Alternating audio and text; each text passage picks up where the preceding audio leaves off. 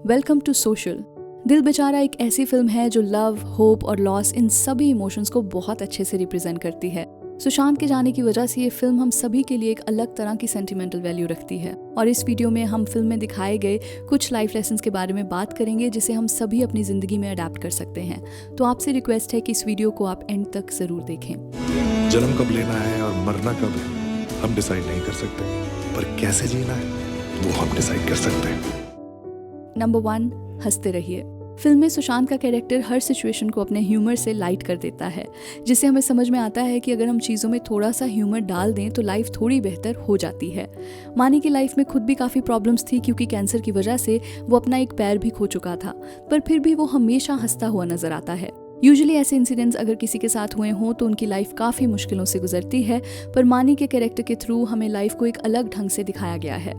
किसी अपनी लाइफ की रूटीन से तंग आ गई होती है, जहां मानी के एंटर होते ही उसकी लाइफ एक नया मोड़ लेती है।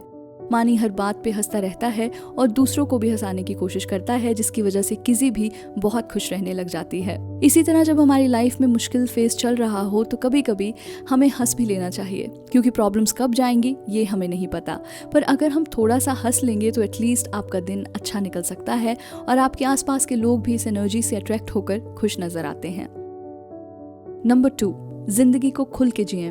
फिल्म में मानी का कैरेक्टर अपनी लाइफ को खुल के जीने में बिलीव करता है। जब उसका डांस करने का मन होता है तो पूरे कॉलेज के सामने वो अपनी बारी आने से पहले ही डांस करने लग जाता है।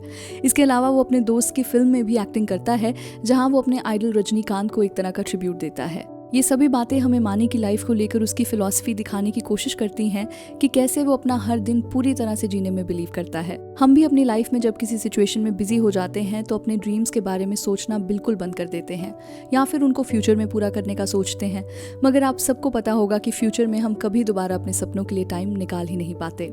किसी ने भी अपने सपनों के बारे में सोचना बंद कर दिया होता है क्योंकि उसे लगता है कि उसकी लाइफ घर और हॉस्पिटल तक ही सीमित रह चुकी है, पर जब मानी उसकी जिंदगी में आता है तो किसी अपनी विश लिस्ट को पूरा करना शुरू करती है, जिसके बाद आप दोनों को पेरिस जाते हुए भी देखते हैं। इसलिए आपके जो भी ड्रीम्स और विश लिस्ट हैं आप उन्हें जल्द से जल्द पूरा करें, क्योंकि जब आप एक ड्रीम पूरा करने की सोचते हैं तो उसके पीछे कई छोटे ड्रीम्स पूरे हो जाते हैं। नंबर 3, लाइफ में होप कभी ना छोड़ें। दिल बेचारा की कहानी में होप का नैरेटिव एक बहुत ही इंपॉर्टेंट रोल प्ले करता है। मानी किसी की लाइफ में एक नई होप लेकर आता है और बाद में जब मानी एक डिफिकल्ट सिचुएशन में होता है तो किसी उसके लिए सबसे बड़ी होप बन जाती है। लाइफ में ऐसी कई मोमेंट्स आती हैं जब हम उम्मीद ही छोड़ चुके होते हैं। उस वक्त भी हमें कहीं ना कहीं थोड़ी उम्मीद रखनी चाहिए, क्योंकि शायद आगे जाकर लाइफ ऐसी ना रहे।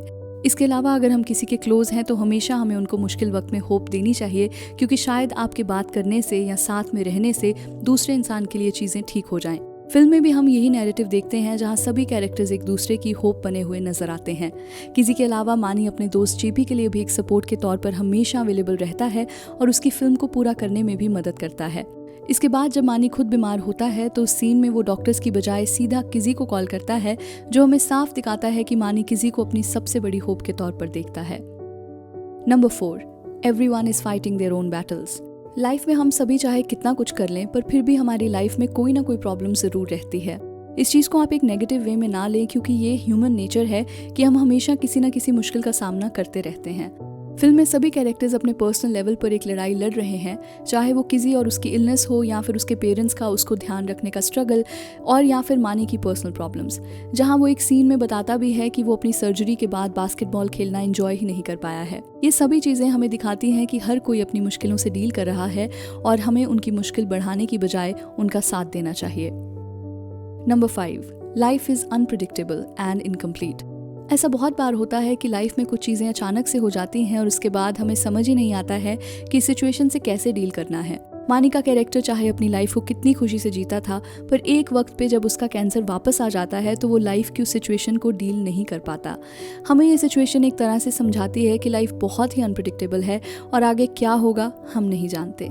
इसलिए मानी भी यही कहता है कि जन्म कब लेना है और मरना कब है वो हम डिसाइड नहीं कर सकते, पर कैसे जीना है वो हम डिसाइड कर सकते हैं। इसी सोच से अपने आखिरी दिनों में मानी वो सब चीज़ें करता है जो वो करना चाहता था।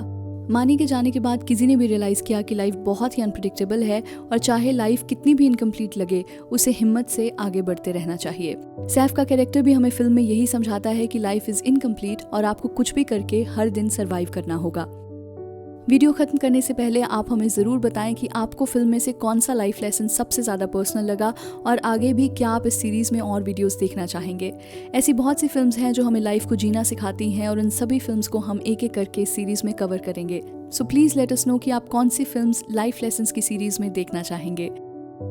तो चलिए that's a wrap on this video. आप हमें इंस्टाग्राम, ट्विटर और फेसबुक पर भी फॉलो कर सकते हैं @socialofficial, जहां आपको हर तरह की फिल्म और एंटरटेनमेंट से जुड़ी अपडेट्स मिला करेंगी। ऐसी और भी इंटरेस्टिंग वीडियोस के लिए देखते रहिए सोशल, हर उस चीज़ के लिए जो आप जानना चाहते हैं।